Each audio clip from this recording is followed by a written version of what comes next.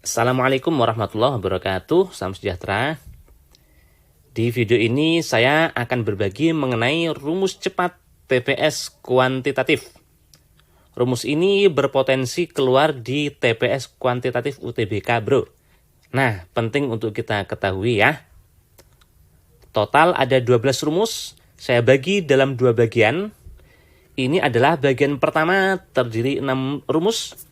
Dan nanti di bagian kedua juga terdiri 6 rumus. Nah, sekarang kita ke bagian yang pertama. Rumus pertama, ini penting sekali, jangan sampai lupa ya. A kuadrat dikurang B kuadrat sama dengan A tambah B dikali A dikurang B. Jika kita menjumpai bentuk kuadrat dan dikurang, maka langsung saja A sama B-nya itu kita tambah, dikali dengan A sama B-nya kita kurang. Seperti ini. Nah, kita lihat soal ini. 50,5 kuadrat dikurang 49,5 kuadrat. Boleh sih ini kita kuadratin. Ini kita kuadratin terus dikurang. Tapi kan angkanya besar ya. Nah, kuadrat dan dikurang kita pakai rumus ini, bro. Berarti tinggal ditambahkan 50,5 ditambah 49,5 dikali dengan 50,5 dikurang 49,5. Dah, berapa itu? 50,5 ditambah 49,5 100 ya. 50,5 dikurang 49,5 1. 100 kali 1 100. Ternyata hasilnya 100, bro. Soal kedua. Nah, ini ada soal kedua, bro. Nah, kalau bentuknya seperti ini bagaimana? Nah, ini kan kalau dikali kan sulit sekali. Angkanya besar ini ya. Nah, perhatikan ini ada tambah 1. Sebaiknya kita bentuk negatif 1 nanti, bro. Caranya gimana? Caranya lihat. Antara 2019 dengan 2021 tengah-tengahnya berapa? 2020 ya. Nah, ini kita ubah, bro. 2019 itu sama dengan 2020 dikurang 1. 2021 ini itu sama dengan 2020 ditambah 1. Nah, ditambah 1 yang sini ya. Ini. Sekarang yang satunya, yang ini. Perhatikan ini 2016 dengan 2020 tengah-tengahnya berapa? 2018. Berarti 2016 ini adalah 2018 dikurang 2 ya. Dikali 2020, 2018 ditambah 2. Nah, gini, ditambah 4 ini, bro. Ditambah 4. Nah, seperti ini. Perhatikan, ini kan seperti A negatif B dikali A positif B. Kan bentuk rumus ini. A negatif B dikali A positif B. Ini terserah yang kiri, yang kanan, yang mana terserah ini ya. Dibolak-balik kan perkalian nggak masalah. Nah, berarti rumusnya ini menjadi yang sana itu. A kuadrat dikurang B kuadrat, bro. Berarti tinggal A sama B-nya ini dikuadratin terus dikurang. Nah, berarti ini kita kuadratin itu. Berarti 2020-nya dikuadratin. Satunya juga dikuadratin. Terus dikurang. Nah, seperti ini. Tambah 1 yang ini ya. Dikurang. Nah, ini sama. Ini kan A min B, A plus B gitu, bro.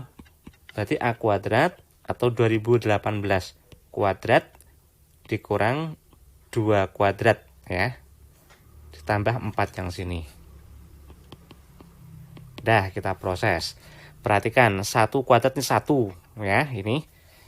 Negatifnya ini hati-hati. Seperti itu negatif tuh nggak ikut kuadrat. Berarti ini habis sama ini. 2 kuadrat 4, negatif 4 sama positif 4 habis. Tinggallah 2020 kuadrat kemudian diakar. Jadinya 2020, bro. Dikurang, ini kurang ya. 2018 kuadrat kemudian diakar. jadi 2018 itu sendiri. Nah, berapa tuh hasilnya? Ternyata 2, bro. Jawabannya itu. Jadi kita bentuk ke situ ya. Ini rumus pertama, jadi harus diingat nih. Kalau ada bentuk kuadrat dikurang, berarti dia menjadi A plus B dikali A negatif B. Bentuk ini juga bisa diubah menjadi yang sebelah kiri, A kuadrat negatif B kuadrat. Nomor 2, rumus kedua. Kalau pertama tadi kuadrat dikurang, ya.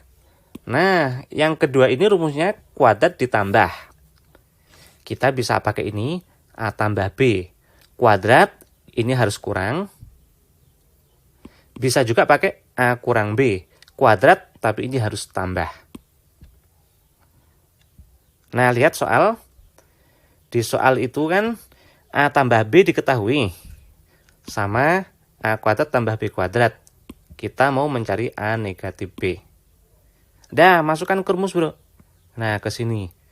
A kuadrat tambah B kuadratnya sudah ada, yaitu 11 ya. Sama dengan A tambah B sudah ada, akar 13, tapi ini kuadrat, berarti menjadi 13 ya. Negatif 2AB. Pasti 2AB-nya ketemu ya. Tapi kita nggak usah cari 2AB, langsung saja ke sini. Yang ditanyain soal kan A negatif B itu. A kuadrat tambah B kuadrat, nilainya 11. Sama dengan A negatif B kuadrat, ditanyain, kita tulis A negatif B kuadrat, positif 2AB. Nah, perhatikan bro, ini bentuknya bagus tuh. Yang ini negatif, yang ini positif. Kan kalau kita tambah itu pasti hilang ya. 11 ditambah 11, 22. Berarti ini 13 ditambah A negatif B kuadrat. 2AB-nya hilang. Akibatnya A negatif B ini kalau dikuadratin berarti 13-nya pindah dikurang. 22 dikurang 13, 9. Kalau gitu A negatif B-nya diakar dong. Akar 9 itu berapa? Positif negatif 3. Jadi ada dua kemungkinan. Nilai A negatif B-nya ini ada dua kemungkinan. Pertama positif 3, yang kedua negatif 3. Ingat ya, ini tadi yang dikurang. Kuadrat dikurang, sekarang yang kedua tuh kuadrat ditambah. Rumus ketiga. Nah, dari rumus kedua kita tahu A kuadrat ditambah B kuadrat itu adalah A negatif B kuadrat ditambah 2AB. Perhatikan, ini kuadrat itu pasti bilangan positif. A kuadrat tambah B kuadrat dengan 2AB itu sama setelah 2AB-nya itu ditambah dengan bilangan positif, bro. Sekarang kalau ini kita buang, akibatnya yang sini tuh jadi kecil dong. Nah, makanya hubungannya jadi ini, bro. Nah, gini. Yang besar tuh A kuadrat tambah B kuadratnya. 2AB-nya ini jadi kecil. Makanya hubungannya seperti ini. Ya. Nah, yang bawah itu diperoleh dari rumus atas ini sebetulnya. Kalau A-nya ini saya ubah menjadi akar A gitu, bro. Berarti ini menjadi akar A kuadrat ditambah akar B kuadrat lebih besar sama dengan 2 akar A akar B. Nah, ini jadi rumus yang bawah itu. Ini menjadi A, akar B kuadrat itu jadi B, 2 akar A kali akar B itu akar AB. Nah, jadi rumus itu, bro. Contoh soalnya ini saya hapus dulu ya. Contoh soalnya, untuk A yang positif, B yang positif, manakah pernyataan yang pasti benar? Apakah A dikurang B itu positif? Belum tentu. Kita kan nggak tahu besar A atau besar B. Jadi B juga sama. Ini kita nggak tahu. Nah, ini bukan itu kesimpulannya. Yang C, nah perhatikan ini mirip seperti bentuk ini, bro. Nah, ternyata bentuknya itu adalah A ditambah B lebih besar sama dengan 2 akar AB. Gini, ya. Nah, berarti C itu pasti salah. Yang D bagaimana? Perhatikan ini. ini udah dikali 2 aja, dia yang ini lebih besar daripada yang kanan. Sekarang kalau 2-nya dibuang, ini kan jadi tambah kecil kan? Makanya jadinya A tambah B. Kalau dibandingkan dengan akar AB, dibagi 2 berarti ruas kanan. Jadi tambah kecil dia, bro. Jadi ini tetap berlaku, lebih besar. Jawabannya yang D. Yang E itu salah karena belum tentu ya. Ini kan bilangan sama tuh. Tapi yang ruas kanan kan di akar. Belum tentu akarnya itu lebih kecil dari bilangan itu sendiri, bro. Nah, contohnya berapa? Terutama pecahan ya. Contohnya misalnya A tambah B itu 1/4. Berarti kan A tambah B 1/4 itu di akar. Akarnya kan setengah, bro. Lihat, apakah 1/4 itu lebih besar dari setengah? Kan tidak. Ini tidak berlaku ya. Kalau bilangannya itu lebih dari 1, memang betul. Akarnya itu pasti lebih kecil dari bilangan itu sendiri, itu betul. Tapi kalau kurang dari 1 ternyata tidak ya. Rumus keempat. Perbandingan senilai sekarang. Perbandingan senilai ngerjainnya itu kali silang, bro. Nah, contohnya ini ya. Jika dalam 3 hari Pak Syukur bisa membuat 7 lemari, maka banyak lemari yang dihasilkan dalam waktu 10 hari. 3 hari aja 7 lemari. 10 hari, harinya makin banyak, lemarinya makin banyak enggak? Pasti iya. Berarti makin banyak, angkanya makin besar tuh ke bawah. Sama-sama ke bawah. Ini namanya senilai. Kali silang. Misalnya ini X. Berarti 3 dikali X kali silang. Sama dengan 10 kali 7. Nah, berarti X-nya 70 dibagi 3. 7 bagi 3 itu 2. Harusnya kan 6. 2 kali 3, 6 ya. Berarti sisa 1. 1 ada 0. 1, 0. 10. 10 bagi 3. 3. 3 kali 3 itu 9. 10 sama 9 selisih 1. Berarti masih ada sisa 1/3. Ada 1/3 lebihnya, bro. 23 1/3. Artinya dalam 10 hari dia menghasilkan 23 lemari. Yang 1 lemari untuk 24, 1 lemari itu nggak jadi, baru jadi 1/3-nya doang, bro. Jadi yang seperti ini jawabnya 23. D. Oke, seandainya ternyata ini ketemunya 23, 2/3 gitu, pembulatannya ke atas atau ke bawah, bro? Ini kan lebih dekat ke 24 ya. Tapi ini tetap pembulatannya ke bawah. Kenapa?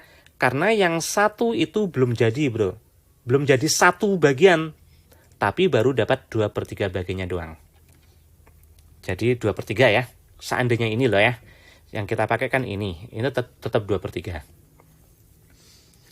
Rumus kelima. Perbandingan berbalik nilai. Ngerjainnya kali sejajar. Senilai kali silang. Berbalik nilai kali sejajar. Nah, contoh soalnya ini.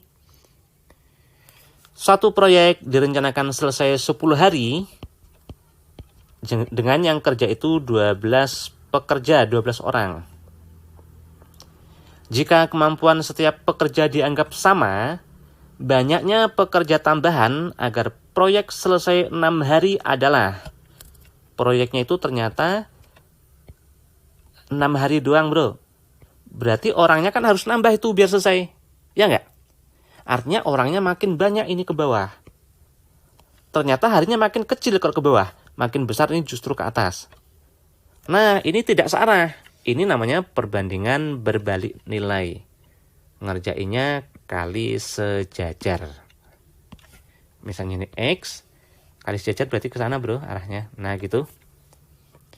6 kali X sama dengan 10 kali 12. Semuanya bisa bagi 6. Bagian 2. Berarti ketemulah X-nya 20. X itu yang kerja, bukan tambahan. Sebelumnya sudah ada 12 orang yang kerja. Ternyata harus 20 orang. Berarti tambahnya berapa? 8 orang, bro. C jawabannya ya. Rumus ke-6. Perbandingan yang terdiri 3 komponen. Nah, ini kan kadang agak rumit ya. Kalau tadi cuma 2. Senilai, berbalik nilai. Nah, sekarang yang 3 komponen. Nah, rumusnya tuh seperti ini, bro. Objek 1 per subjek 1 dikali waktu 1 sama dengan objek 2 per subjek 2 dikali waktu 2. Kita lihat soal. 6 mesin dapat memproduksi 500 masker dalam waktu 10 jam. Jika satu mesin mengalami kerusakan sehingga tidak dapat digunakan, waktu yang diperlukan untuk memproduksi 1000 masker adalah berapa jam? 6 mesin memproduksi 500 masker, berarti subjeknya itu 6 mesin, bro. Yang diproduksi maskernya itu objeknya. Nah, kita tulis 500 masker objeknya, subjeknya 6 mesin, waktunya 10 jam. Sama dengan objek kedua 1000 masker, tapi satu mesin rusak. 6 mesin, satu mesin rusak berarti tinggal 5 mesin.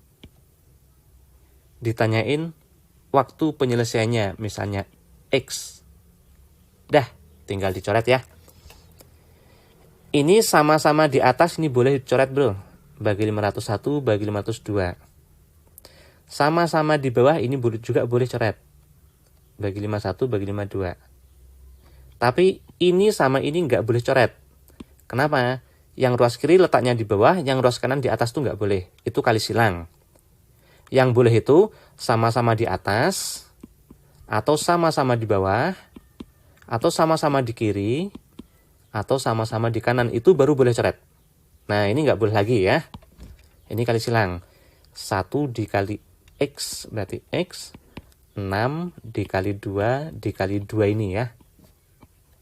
Berarti 24. Satuannya jam. Jawabannya B. Oke, seperti ini 6 rumus penting ya untuk menghadapi TPS kuantitatif, bro. Nanti masih akan lanjut ke 6 rumus bagian yang kedua ya di video selanjutnya. Sebaiknya kalian lihat, tonton deh semuanya biar kalian tahu rumus apa aja sih yang diperlukan untuk TPS kuantitatif itu ya. Mudah-mudahan manfaat.